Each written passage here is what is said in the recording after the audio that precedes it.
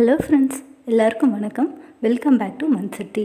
இன்றைக்கி நாம் இந்த வீடியோவில் ரொம்பவே டேஸ்டியான ரொம்பவே ஹெல்த்தியான ராகி புட்டு எப்படி செய்யலாம் அப்படின்றத பற்றி தான் பார்க்க போகிறோம். அதுக்கு முன்னாடி நம்ம சேனலை சப்ஸ்கிரைப் பண்ணாதவங்க சப்ஸ்கிரைப் பண்ணிக்கோங்க, கூடவே பெல் ஐக்கானையும் கிளிக் பண்ணிக்கோங்க. வாங்க வீடியோக்குள்ளே போகலாம். ராகி புட்டு செய்ய என்னென்ன இன்க்ரீடியன்ஸ் வேணும்னு ஃபஸ்ட்டு பார்த்துடலாம். ராகி மாவு 3 கப், வெல்லம் 150 கிராம், உப்பு தேவையான அளவு, வேர்க்கடலை 50 கிராம். நான் இன்றைக்கி ராகி மாவு ஒரு 1/4 கிலோ எடுத்திருக்கேன். நீங்கள் இன்னும் மாவு அதிகமாக எடுக்கிறீங்க அப்படின்னா மற்ற இன்க்ரீடியன்ஸ் எல்லாமே அதுக்கேற்ற மாதிரி சேர்த்துக்கோங்க.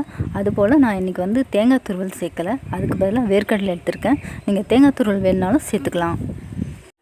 இப்போ நாம் புட்டு செய்ய ஆரம்பிச்சிடலாம். அதுக்கு ஃபஸ்ட்டு ஒரு அகலமான பாத்திரமாக எடுத்துக்கோங்க. அப்போ தான் நம்மளுக்கு மாவு கிளற வசதியாக இருக்கும். இந்த கப்பில் 3 கப் அளவு நான் இப்போ மாவு எடுத்திருக்கேன். அதாவது 1/4 கிலோ மாவு இருக்கும், அந்த அளவு எடுத்திருக்கேன். இப்போ நம்ம எடுத்து வச்சுருக்க மாவை இந்த பாத்திரத்துக்கு மாற்றிடலாம். மாற்றிட்டு நம்மளுக்கு தேவையான அளவுக்கு கொஞ்சமாக உப்பு சேர்த்துக்கலாம். உப்பு சேர்த்து நல்லா கிளறி விடணும்.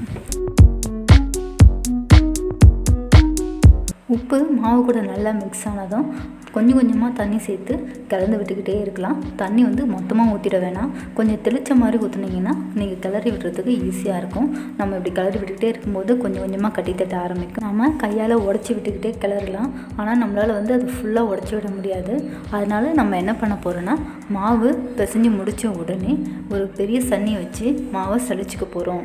இதை நீங்கள் சலிக்காமல் கூட வேக வைக்கலாம், ஆனால் கட்டிகள் இல்லாமல் பார்த்துக்கோங்க. அந்த கட்டிகள் இருந்ததுன்னா என்ன ஆகுனா, நம்ம வேக வச்சு சாப்பிடும்போது ரொம்பவே ஹார்டாக இருக்கும். இதுவே நீங்கள் மாவை சலித்து அதுக்கப்புறமா வேக வச்சிங்கன்னா புட்டு நல்லா உதிரியாக சூப்பராக சாஃப்டாக இருக்கும்.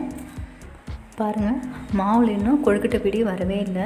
கொழுக்கட்டை பிடி வருது அப்படின்னா தான் அதுக்கு சரியான புட்டு பாதம். நம்ம இதில் இன்னும் கொஞ்சம் தண்ணி சேர்த்து நல்லா மிக்ஸ் பண்ணி விட்டுக்கலாம். நம்ம மாவு பிசைஞ்சு முடித்த உடனே இந்த மாதிரி ஒரு சன்னி வச்சு மாவை சலிச்சுக்கலாம்.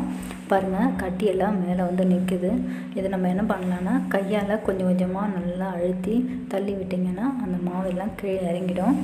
இந்த மாதிரி நம்ம மாவு பிடிச்சு பார்க்குறோம் அப்படின்னா கொழுக்கட்டை பிடி வரணும்.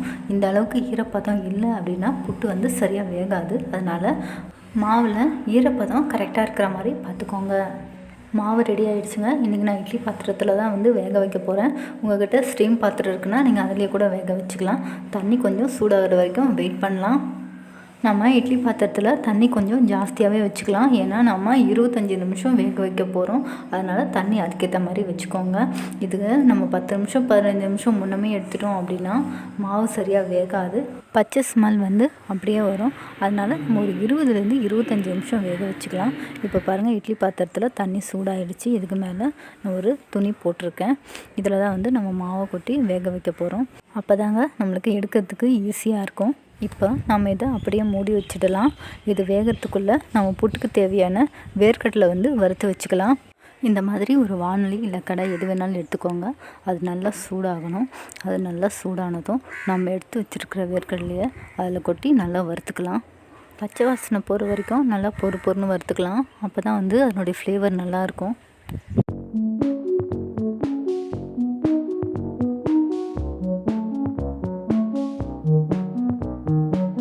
வேர்க்கடலை நல்லா வறுபட்டுடுச்சுங்க. இப்போ நம்ம இதை வேற ஒரு பிளேட்டில் மாற்றி வச்சுக்கலாம். இது ஆறுறதுக்குள்ளே நம்ம எடுத்து வச்சுருக்கிற வெல்லத்தை ஒரு மிக்ஸி ஜாரில் போட்டு நல்லா அரைச்சி எடுத்து வச்சுக்கலாம். வெல்லம் அரைச்சி தான் போடணுன்னு இல்லை, துருவி வேணாலும் சேர்த்துக்கலாம்.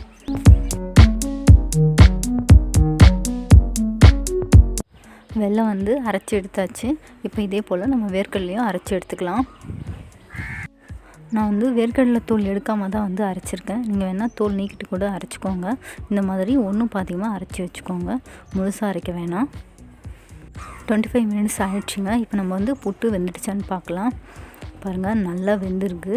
இதை நம்ம எப்படி தெரிஞ்சுக்கலாம் அப்படின்னு பார்த்தீங்கன்னா, கையில் எடுத்து பார்த்தீங்கன்னா கையில் ஒட்டாது, அதே மாதிரி நல்லா பஞ்சு மாதிரி இருக்கும். இப்போ நம்ம இதை வேறு ஒரு பாத்திரத்தில் மாற்றிக்கலாம்.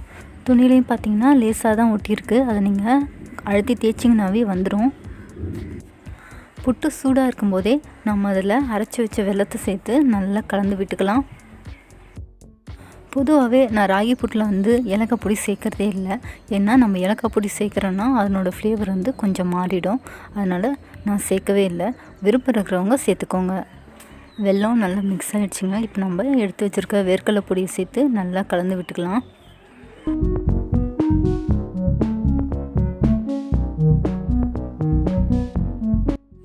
நாம் ராகி புட்டில் வெறும் வேர்க்கடலை தான் சேர்க்கணும்னு இல்லை, தேங்காய் துருவல், எள் இது மாதிரி வேணுனாலும் சேர்த்துக்கலாம். எள் சேர்க்குறீங்க அப்படின்னா வேர்க்கடலையோட அளவை விட எள்ளோட அளவு குறைவாகவே இருக்கட்டும். அதையும் நல்லா வறுத்து ஒன்றும் பார்த்திங்கன்னா அரைச்சி சேர்த்துக்கோங்க. புட்டோட ஃப்ளேவர் இன்னும் ரிச்சாக இருக்கணும் அப்படின்னு நினச்சிங்கன்னா இந்த ஸ்டேஜில் ஒரு 2 ஸ்பூன் நெய் விட்டு நல்லா மிக்ஸ் பண்ணி விட்டுக்கோங்க. கூடவே உங்களுக்கு பிடிச்ச நட்ஸ் ஏதாவது வேணுனாலும் சேர்த்துக்கலாம். இந்த ராகி புட்டு வந்து பார்த்திங்கன்னா நம்ம எப்போ வேணாலும் செஞ்சுக்கலாங்க. காலைல டிஃபனுக்கு, மதியம் லஞ்சு, நம்ம ஈவினிங் டைமில் ஸ்நாக்ஸாக கூட செஞ்சுக்கலாம். இந்த ராகி புட்டு வந்து பார்த்திங்கன்னா சீக்கிரமாக கெடாது. அதனால் நம்ம லாங் ட்ராவல் போகும்போது கூட ஒரு பாக்ஸில் போட்டு எடுத்துகிட்டு போயிடலாம். அதுவும் மழை டைமில் இந்த மாதிரி ஒரு புட்டு செஞ்சு சுட சுட சாப்பிடும்போது ரொம்பவே எம்மியாக இருக்குங்க. நீங்களும் ட்ரை பண்ணி பாருங்கள். உங்களோட கமெண்ட்ஸை மறக்காமல் எனக்கு சொல்லுங்கள். இந்த ரெசிபி உங்களுக்கு பிடிச்சிருந்ததுன்னா இந்த வீடியோவுக்கு ஒரு லைக் போட்டுருங்க. அப்படியே உங்களோட ஃப்ரெண்ட்ஸ் எல்லாருக்கும் இந்த வீடியோவை ஷேர் பண்ணிவிடுங்க. உங்களோட கமெண்ட்ஸ் எல்லாத்தையுமே கீழே இருக்கிற கமெண்ட் பாக்ஸில் மறக்காமல் மென்ஷன் பண்ணிவிடுங்க ஃப்ரெண்ட்ஸ். அதை விட ஒரு முக்கியமான விஷயம், நம்ம சேனலை உடனே சப்ஸ்கிரைப் பண்ணிவிடுங்க. கூடவே பெல் ஐக்கானையும் கிளிக் பண்ணிவிடுங்க. தேங்க்ஸ் ஃபார் வாட்சிங்.